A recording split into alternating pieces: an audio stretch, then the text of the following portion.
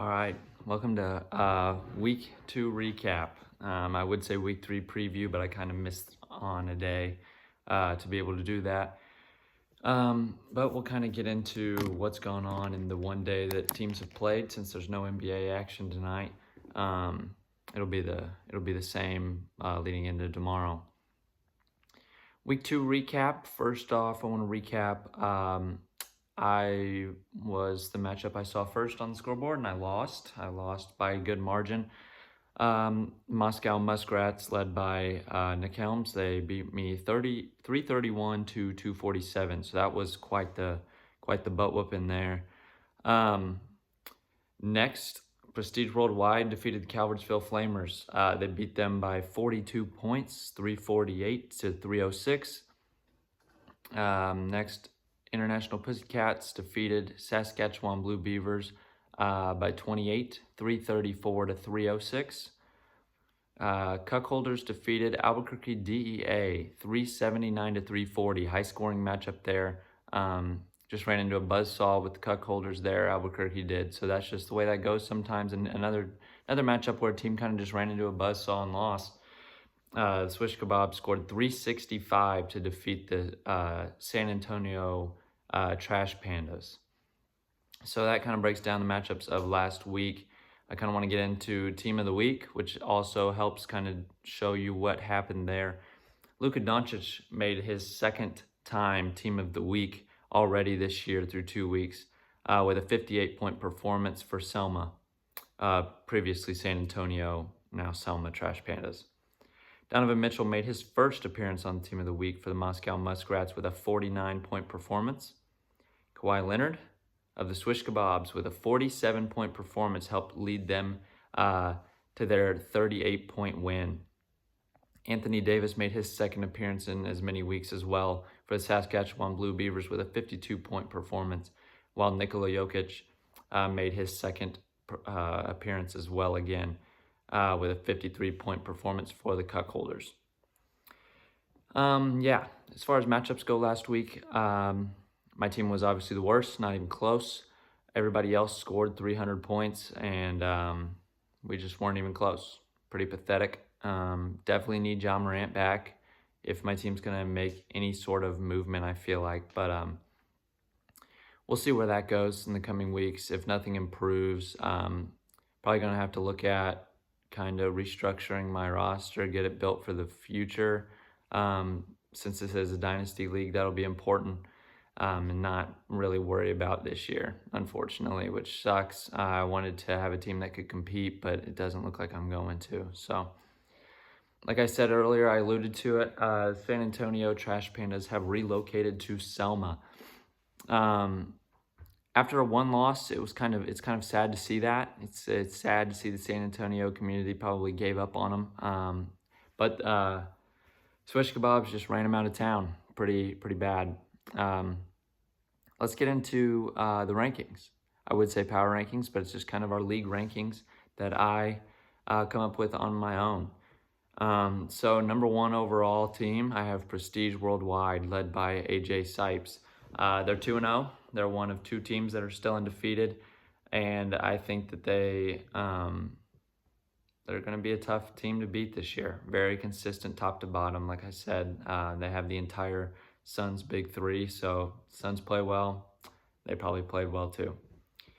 Albuquerque DEA moves down 1 spot to the 2 spot. I think Sammy's team is still a very highly talented ball club. They ran into a buzzsaw. They scored 340 points, and they lost. That would have defeated all but one other team in the league, and that was the Swish Kebabs last week.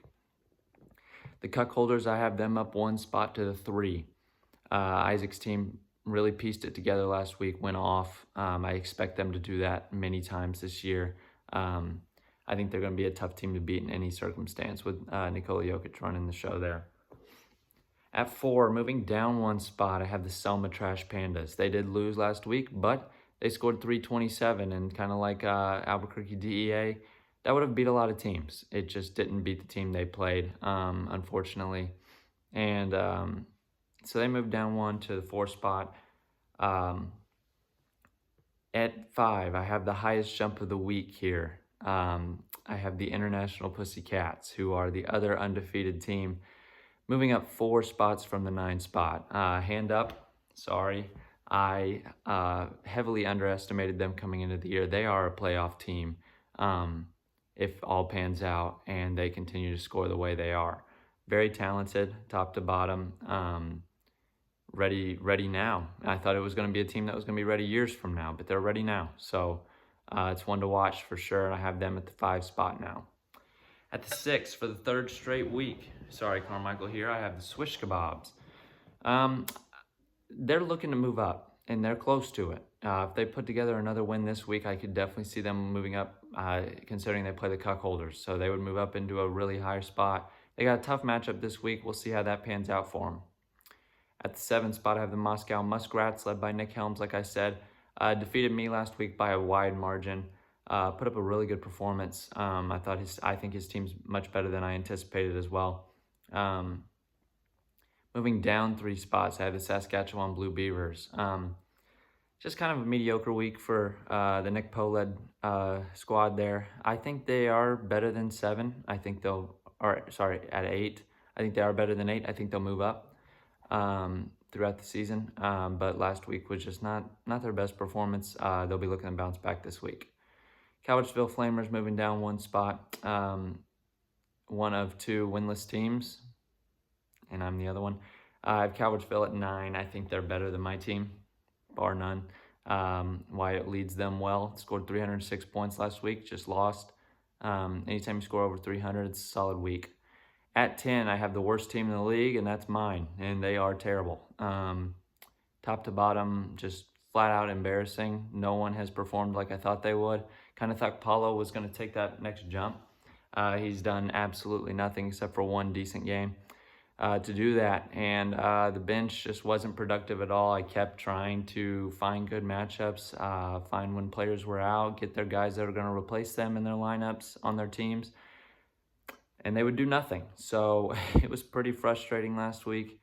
But that's the way cookie crumbles. Like I said, might just end up having to build for the future and just say forget it this year. Hopefully not. I'm going to try to win this week, try to turn it around, but if I don't, it might be time. News around the league. Calversville Flamers put Jordan Poole on the trade block. This was kind of a surprise to me. Poole's young. He's still adjusting to kind of being that guy on the team. So if you are looking for a little guard depth, hit up Wyatt. See what he wants for Jordan Poole. See if you guys can't work out a deal. It would be cool to see our first kind of roster trade happen that what is after the draft. Kind of see where people end up. Like I said, I missed yesterday. I'm sorry. Got busy. So I kind of want to break down week 3, what's happened in the first night around the league. Huge performance out of Nikola Jokic with 67 points to lead the Cuckolders. They have a 104-point lead out the gate on Swish Kebabs. That was a huge performance. That's something that is going to help Isaac and probably going to land Nikola Jokic his 3rd spot on Team of the Week. Had Jokic had a normal night, well, that is kind of his normal night, I guess. But had he had a not so great week, Bam Adebayo would have landed as the center in Team of the Week, I think, because he had a 55-point performance last night for Prestige Worldwide, which was huge. Bam had 22 points, 20 rebounds, and 10 assists for a triple-double. Kind of came out of nowhere, but it's a fantastic performance, one that I'm very impressed with out of Bam. Albuquerque was led by a 52-point performance out of Giannis.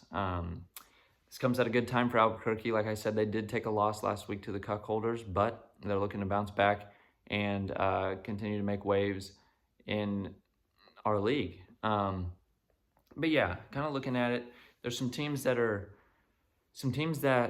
have surprised out the gates. Like I said, the International Pussycats being one of them, with their winning ways. Stop the Kitty Hate is a hashtag that's been trending, and for good reason. They were very underrated coming into the year. Very impressed with their performances. And then there's some teams that have very underachieved. I've hit on my team. Just pretty upset, I guess, with the performances there. If I continue to lose, this is the owner calling out the player here. I will be putting Brandon Ingram on the trade block. He's just not doing anything for me. He's kind of in his prime. I want to put him on a winning team. I want to see BI go be for a team that's important. I have not done it yet. Would probably be open to looking at offers for him. I have not formally done it yet though. So still looking to see if I can get a win this week. But if I can't, BI will be put on the trade block as well. So like I said, looking forward to this week. This is kind of the part of the season where you start to see what teams are going to make a run for it and what teams are going to not.